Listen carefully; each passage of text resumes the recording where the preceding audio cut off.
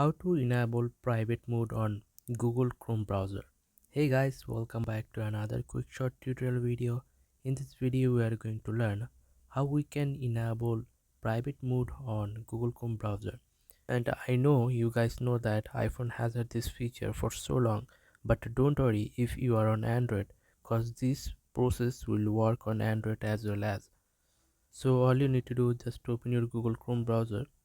And guys, one thing I wanna say to you, after watching this video, if you think this video is helpful, then don't forget to like this video and subscribe to the channel. And once you are on your Google Chrome browser, then all you need to do, just tap on these three dots at the upper right side, tap on here. After that, all you need to do, just tap on New Incognito tab, that is second option from the top, tap on here. And now here, as you can see that my screen is black right now because it's so private you can't record screen and take a screenshot from here. And now you will get all private facilities here. So from now you can search anything on this browser privately. I hope you understand the full process. If you think this video is useful, then don't forget to like this video and subscribe to the channel.